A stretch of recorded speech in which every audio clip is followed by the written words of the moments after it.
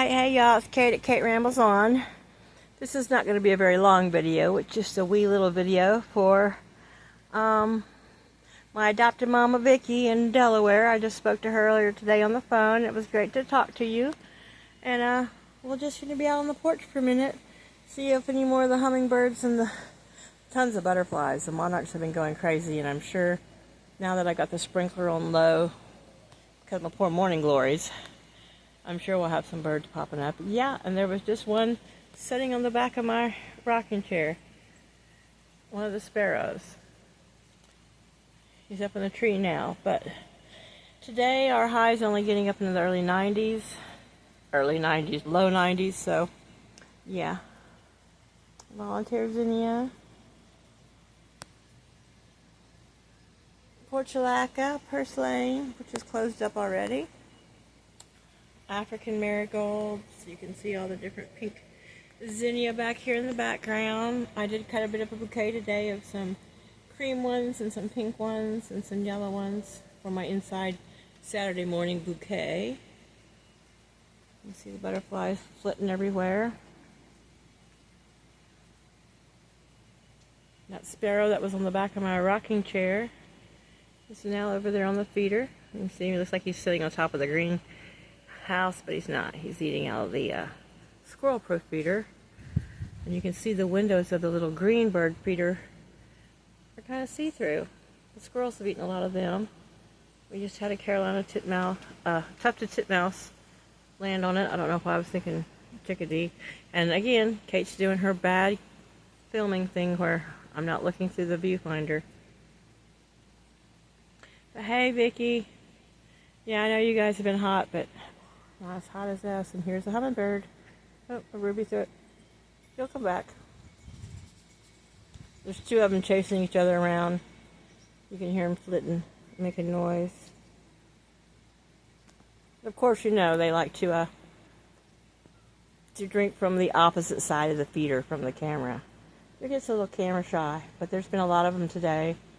If I sit out here, they just kind of fly up within about 2-3 feet of my face and checking me out. Carolina chickadee over here. But that's the spot over there where I would like him to move my camper. In a couple weeks, my tomatoes and cucumbers will be finished. And then, okay,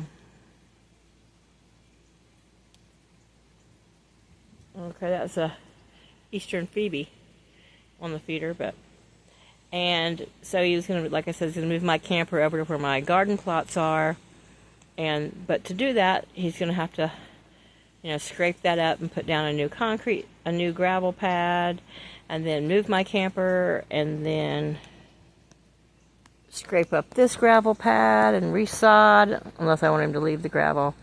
He's going to have to move my sewer drain to the other side of where my camper is going to be. So it's a bit of a project to get this spot ready, and he's not going to have, I can't be out of my camper, so he's going to, it'll be a lot of work for him to try to do and get set up in one day. And this camper he owns, and the guy that was supposed to be buying it, living in it, quit paying on it, so it needs some AC work, and that's probably not going to happen for a couple of weeks. So I'm like, hey, I wouldn't mind living next door to Brooke and Josh. I'll have a little more shade on my camper in the earliest part of the day when my camper's getting the most sun. So might be a little bit the same, but they can stuff me back there and get me push me a little further back. I'll be able to open my awning, and I'll have plenty of yard and place to park without the tail end of my vehicle sticking out. That guy had a truck, and it would stick out almost into the pathway, and if he had guests, there was no place to park. My little car fits fine, and I don't have guests, so. And then he can move this bigger camper over on the other side of my camper, into the spot he's going to move me into, and then that one will be able to open its awning fully. Right now, it can't open its awning quite all the way because there's a tree. And I know the guy that was living there was like, I can't open my awning all the way. I'm like, well, it's just you. So, even opening it as far as he could open it was plenty of awning for just one person to sit under. But, whatever. I think he was just being a bit sketchy. I wasn't going to stay here as long as he was supposed to anyway. So there's my aloes. I've perked back up after the winter, spring cool browned up their ends. There's a few that still have some little bit of ugly tips, but they're coming back. Jade, and all right, for Vicki, we're going to walk up here and take a look at this lot I was telling you about earlier. I'm going to mow tomorrow. I got my grass clippers, which are a handheld giant grass scissors, and I use them around my logs and my rocks because the weed eater just beats the hell out of the bark and it makes this red sandstone break off. But I would kind of like him to move me over here. See, this camper can't open this awning fully because of that tree, but he can stuff me back there, put me a little bit closer to the fence, and I'll have plenty of room for my awning, plenty of room for parking. This is sunny in the morning, and I can put my raised beds along here. And I like the neighbors. I got this little bit of grassy yard, and my wildflower bed, of course, is annual. Any of my stuff that does drop seed and come back, like my 4 o'clocks, what I'll do is this fall, when everything's died back and dropped their seeds, I'll come through here and I'll scrape off the first couple levels of the soil so that I get all the seed that fell, and I'll just replant them in one of my raised beds over there. So I won't be losing any of my 4 o'clocks I brought from Delaware.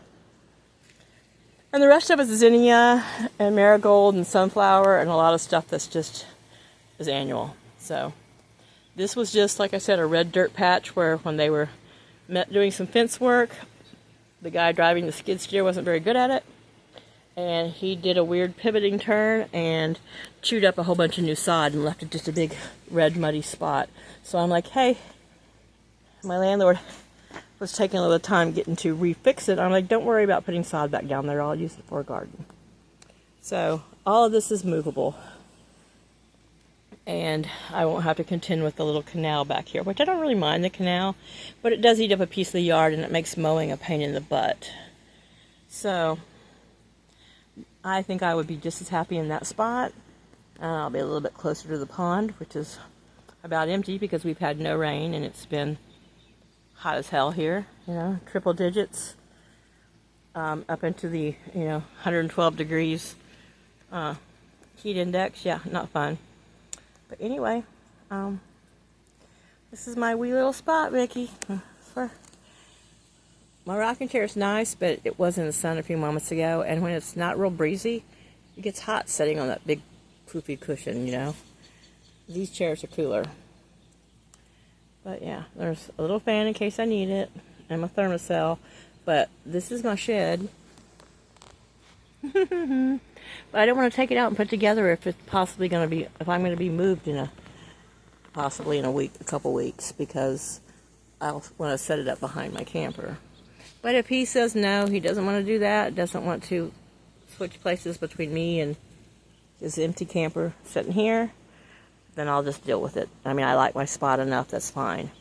But if he's willing to move that one over to this spot, and it can sit here empty, because it is empty, while he gets this lot refurbished, and then I'll move over there to the spot we were just at.